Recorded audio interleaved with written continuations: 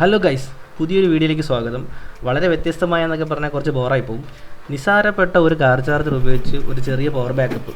ഇതിൻ്റെ ഉപയോഗം daily usage വെച്ച് കമ്പയർ ചെയ്യരുത്. അത് വളരെ എക്സ്പെൻസീവ് ആയിരിക്കും. 20 രൂപ കൊടുത്ത് ഡെയിലി വാങ്ങി ഉപയോഗിക്കുകയൊന്നും നടക്കത്തില്ല. അതുകൊണ്ട് തന്നെ ഇതിന് എമർജൻസി ചാർജർ എന്ന് പേരിട്ടത്. ഈ ചെറിയ സാധനം ഒരു എമർജൻസി സിറ്റുവേഷൻ ഹാൻഡിൽ ചെയ്യാൻ വേണ്ടി ബാഗിൽ എവിടെയെങ്കിലും സൂക്ഷിക്കുക.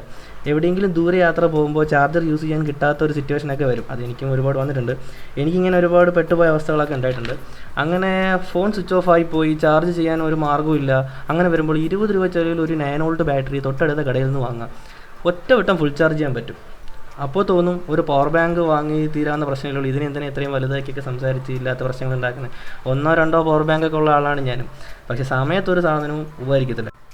കാരണം പലപ്പോഴും ചാർജ് ചെയ്യാൻ മറന്നു പോകുന്നു. പിന്നെ അതിലും വലിയ വില്ലൻ മടിയാണ്. സോ എനിവേ യൂസ്ഫുള്ളായ ഒരു ടിപ്പാണെന്ന് തോന്നുന്നു. വീഡിയോ മുഴുവനും കാണുക. വീഡിയോ ഇഷ്ടപ്പെട്ടാൽ ലൈക്ക് ചെയ്യുക, ഷെയർ ചെയ്യുക, കമൻറ്റ് ചെയ്യുക.